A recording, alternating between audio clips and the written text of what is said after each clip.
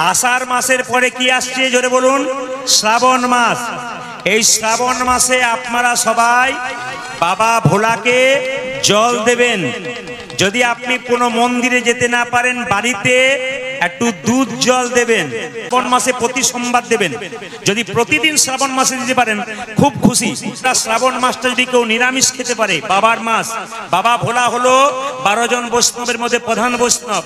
ওই জন্য শ্রাবণ মাসটাকে গোটাটাই দেখবেন অনেক মানুষ নিরামিষ খায়।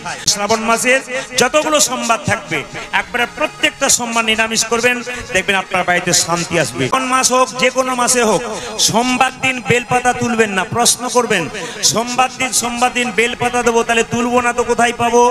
আগের দিন তুলে রাখবেন বেলপাতা, একটা পাত্রে জলে ভিজিয়ে রাখবেন, সেই বেলপাতাটা আপনি সোমবার দিন দেবেন। শিবকে কি কি জিনিস দেবেন? দুধ, মধু, ঘি, গঙ্গা জল দিয়ে আপনি শিবকে স্নান করাবেন। আস্তে সেদিন আপনি উপবাস থাকবেন। যদি উপবাস থাকেন আপনার শিবলোকে জায়গা হবে আপনার মৃত্যুর পর। শিবের মাথায় কি আছে? গঙ্গা। আর এখানে কি আছে? অর্ধেকটা চাঁদ। এখানে কি আছে? সাপ। বাবা শিব জগৎকে 3টে শিক্ষা দিয়েছে। আপনারা যারা কীর্তন শুনছেন, তত্ত্ব শুনতে এসছেন, একটু মন দিয়ে শুনবেন।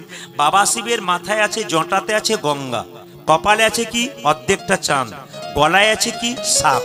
এর থেকে বাবা কি শিক্ষা দিয়েছে? গঙ্গাকে রাখতে বলেছে। আপনি কি গঙ্গাকে রাখতে পারবেন না? আমি পারবো। শাস্ত্র বলছে গঙ্গা হলো ভক্তি।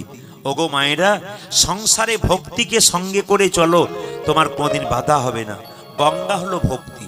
আর এখানে চাঁদ অর্ধেকটা রাখলো কেন? জগৎকে শিক্ষা দিল, মানুষ কুলে জন্মগ্রহণ করেছো, এমন কিছু কর্ম করো যখন পৃথিবী থেকে চলে যাবে তুমি কোনো 10টা হরিভক্ত তৈরি করতে পারলে তোমার লাভ আছে।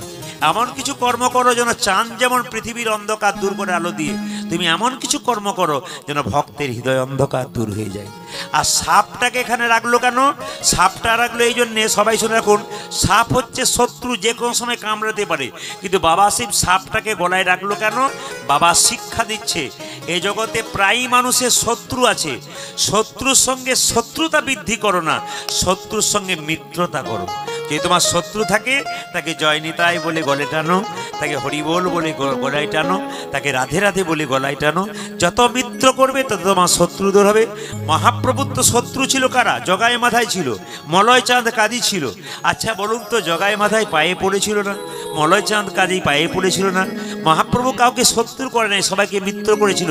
বাবা ভোলানাথ কিন্তু এই শিক্ষা দিয়ে গেল। কোন মাসে জন্ম হয়েছিল কারো জানা আছে?